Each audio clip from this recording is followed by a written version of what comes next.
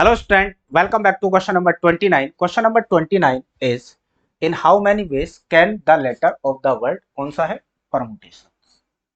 हमारे पास जो वर्ड है वो क्या है permutation।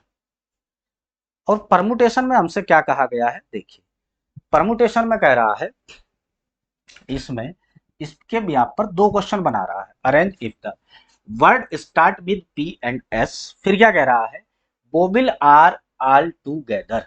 तो मैं पहले वाले को P और S से, P से स्टार्ट होना चाहिए और एंड होना चाहिए S से।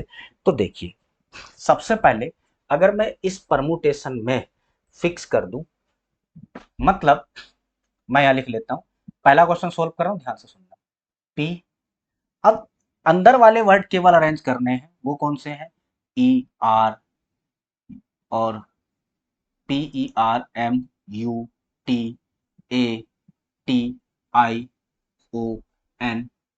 और ये है S।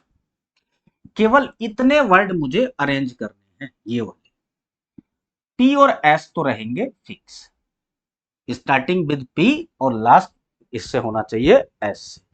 अगर मैं बेटा इसको अरेंज करता हूं तो रिमेनिंग इन दोनों को छोड़ दें तो रिमेनिंग लेटर कितने बचेंगे 1 2 3 4 5 6 7 8 9 10। मतलब मेरे पास जो वैल्यू बनेगी वो बनेगी फैक्टोरियल 10। अब देखते हैं क्या इसमें कुछ भी रिपीट हो रहा है। अगर हम देखें तो इसमें क्या रिपीट हो रहा है बेटा, इसमें टी रिपीट हो रहा है। देखो यहां भी टी है और यहां भी टी भी है, इसके अलावा कोई और रिपीट नहीं हो रहा है। इसका मतलब ये हुआ कि इसकी जो वैल्यू आ जाएगी वो कितना हो जाएगा, डिवाइड बाई फैक्टोरियल। अब देखो फैक्टोरियल 10 की वैल्यू मैंने बेटा लगातार कही है, आपको याद होना चाहिए, या फिर ऐसे सोल्व करेंगे तो फैक्टोरियल 10 की वैल्यू कितनी होती है 362800। ये होती है फैक्टोरियल 10 की वैल्यू। 88 ध्यान रखना है यहाँ पे, 8800। नीचे कितना आएगा 2, इसको अगर मैं कैलकुलेट करता हूं तो ये आ जाएगा 181 और 440। ये पहले क्वेश्चन का आंसर आ गया। चलिए दूसरे क्वेश्चन पे मूव करते हैं। दूसरे क्वेश्चन पे हमसे क्या कह रहा है, bobbles are all the together.